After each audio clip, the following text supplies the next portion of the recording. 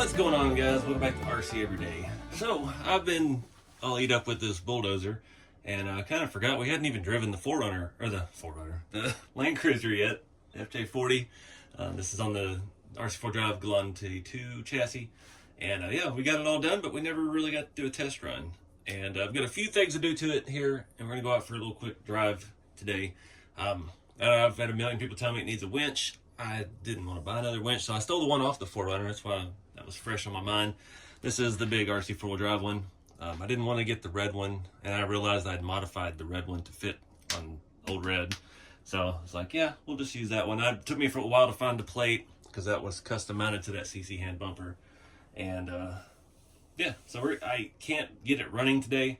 I don't have any battery option here. I was splicing into the Beans or T-style connection, so we'll leave that off, but I want to get it on there for looks. I've considered doing lights, and I don't want to do it halfway, so we'll wait. We talked about it in the last video, because the lights are on the bumper in the rear, having one of those slick like disconnect things, so those will actually be wired on the chassis, and then when you pick the body up, it just unplugs itself or quits touching. I haven't had a chance to research any of that yet, but first thing we're going to do is we're going to bolt this winch on and run the wiring. I did get some inner fenders, so I wasn't real happy with the CC hand inner fenders that we put on the work truck build, the Working Man.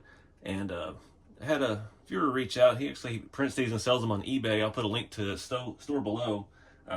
Cheap alternative. These are only $12.99, and they allow you to keep the shock tire. You don't have to take it off to get to the screw.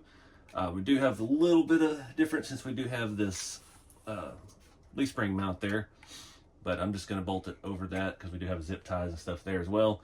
But nice thin, don't need anything fancy. You're not really going to see it, so I got to pop a few screws out, get those on.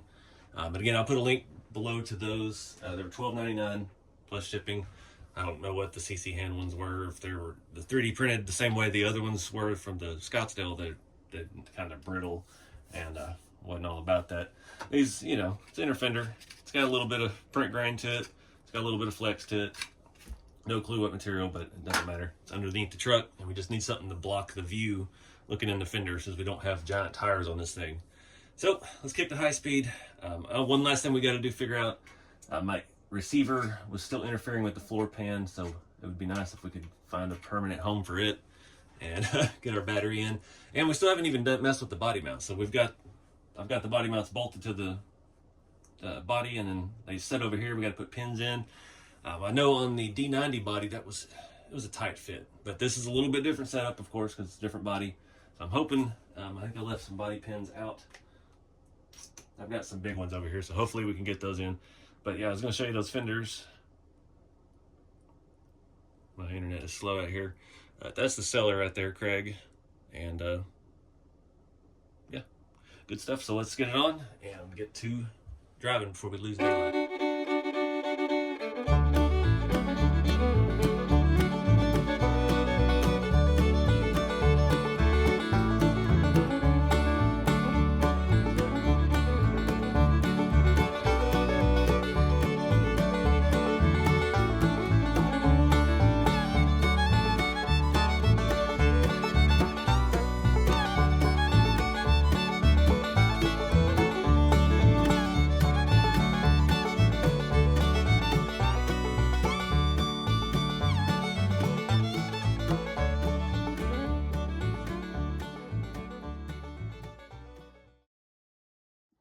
Alright guys, got all that on. Thing fits up pretty good. Those inner fenders, of course, just getting all the holes lined up is tight, just like all of them are and always have been. They're very snug fit with that leaf spring mount. So got everything on it. It's fitting pretty good. Yeah, again, we're not going to hook up the winch. Got to figure out this body mounting system here and hurry up and go drive before we run out of daylight. I didn't even put any battery straps in here yet. It's the only thing, the leads on this a little big. Let's just get it powered up and see where we're at. I'm pretty sure it's been a while. I've got everything programmed in place, so we're already set to this truck.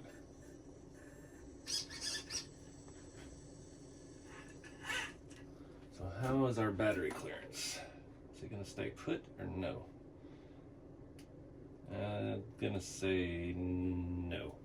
Let me find one of the straps we'll throw around here. All right, got one strap on there, it'll be plenty. I still don't know what to do with the receiver. We'll see how this all fits.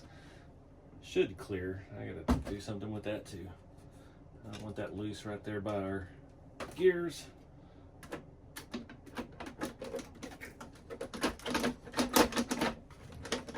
Alright, so I think that's our receiver that's in the way. Let me find something to flip this over on. Give me a towel. We've got some space there. I don't understand. It's just being stubborn.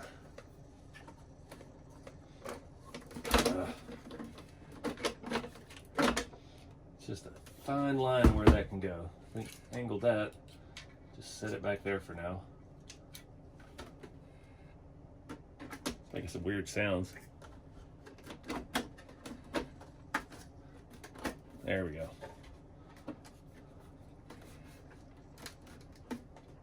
All right, so the tricky part with these body mounts is the pin comes from the bottom up through, so you have to go inside to be able to get them in, instead of it just being right on the bottom of the body, where it would be a lot easier to work with. Oh. That was always the hang up. They had the smaller pins on the D90, and it just made doing this extra tedious. What is buzzing? Something keeps buzzing. The radio?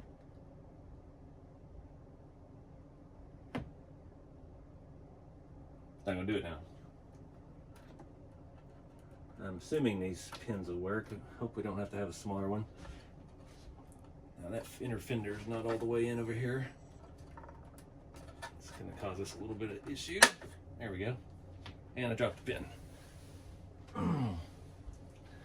So, unfortunately, I don't have any body mount sets from the original cruiser like I did the Land Rover. That actually went through.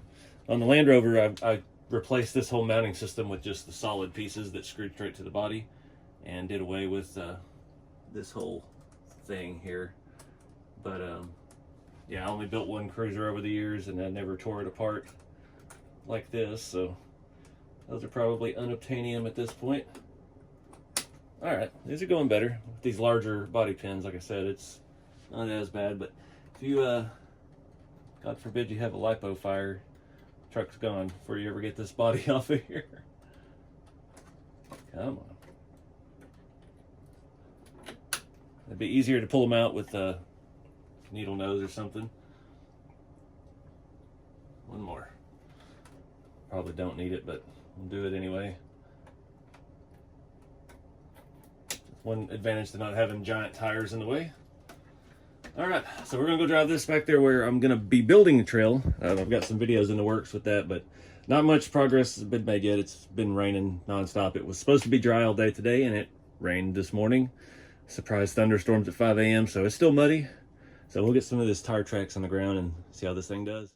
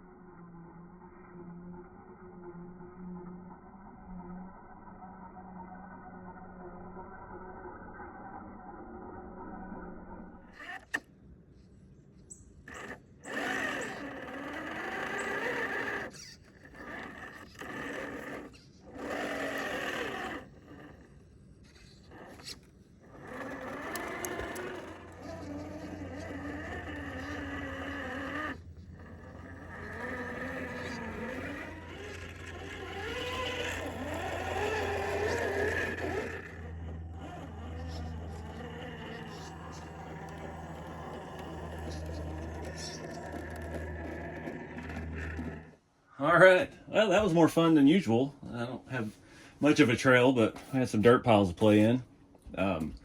Starting to get like a clicking in the driveline, but when it started it, I found it was bound up with a bunch of roots. That's the problem I'm having out there. It's got a lot of shallow roots since I started digging all that up. But yeah, I got a little mud on these tires. They did gum up pretty quick, even in that it's real sandy stuff. So let's see if we can get these body pins out relatively quickly. One thing I did not like that I didn't think about, we can see the glowing power button there on the on-off switch. That's something to rethink about that location. But otherwise, I guess as long as we got some needle nose pliers, we can move these fairly easily. I'm curious to see if we got anything wrapped around the driveline still. Or a battery. No, it's not hitting. I don't know. I don't know what it could be. So far, I did good with just one leaf spring. I thought maybe we'd have to come back and add a second. But, yeah. Don't see anything around anything, actually. Maybe our pinion mesh is... it feels pretty good. So I don't know. I don't know what that sound was. Inner fender still not all the way back in there, but yeah, pretty good first drive. No major failures. Come on. This thing out of here. Still 100% charged. That's the one I've been using on the dozer, and it's got a indicator. That drive on the dozer would have been empty. So yeah, I dig this little truck. Ever since I got the leaf spring kit put on it, in my mind, I'm thinking of it like the Boom Racing truck. It's not super flexy or anything, but super scale. We've got great body, all the detail, full interior, driver, all of that. We got, of course, the good electronics that I like to run and everything now, and it's just a nice little trail truck. I don't see any abnormal bends with the leaf springs, even after my little jump. The ground being soft helped with that, but yeah, so far not disappointed. I do want to add some more scale stuff to the interior, but I'm not keen on taking that roof back off anytime soon. And the light thing, not really in a big hurry with it. You know me, I'm not a big electronics guy. I just like the scale looks of the thing, and I would like to put some headlights and some taillights, but again, that's the whole issue with taillights being on the bumper. So if any of y'all recommend any of those, like just a touch connect where we could glue something on the inside of the interior, and when it sets on here, it automatically connects to the chassis lighting. Post a link in the video description, because I can't remember who makes this. I haven't seen any stuff like that in a while. It's been a couple of years since I've seen any of that stuff, but yeah, everything held up good. Pretty happy with it. I do have some other, I still have the white wheels coming. There's some GRC. I've got them on AliExpress, and it's just taking forever, along with my axles for the globe liner. They're in the United States, and they've been through customs, but it's still probably 3 or 4 days out. But yeah, and I got no complaints, and it's kind of fun. It kind of helps motivate me with building the trail. And that's just what I've done, just digging up a couple spots here and there, and that made something more fun to drive in. And this is what it's going to be geared towards, these kind of trucks. This truck, the Boom truck, the axle under Toyota. Not going to have a whole lot of serious crawling until we get some rocks brought in. But yeah, still got a lot of work to do before that. I did notice one little thing I'm not thrilled about. With this axle flip and everything that we've done, the rear, I've put the 70mm Boom Racing shocks. We have very little drop. We got some sideways travel, but we don't have much just straight up and down. We still have a lot of space in there. So we might look at going to the 60s. I don't know. We might reconfigure the mount and just shift things around if we can get those up any higher or at a slight angle or something to give us a little more space in there. I got eat up with mosquitoes out there. Good weather. It don't last long when the bugs like it. But anyways, like I said, I got some white wheels coming. I don't know if we're gonna run them or not. I don't know why. I really like these chrome steelies on here. It's just kind of subtle, and it brings out the little few chrome things we got on it. But this has been a fun build, and it's come out completely opposite of the first one we did all those years ago on the channel. So yeah, I don't like doing the same thing twice. So this was a lot of fun. So anyways, get out there and have some fun with the hobby, guys. Keep it scale, and I'll see you next time.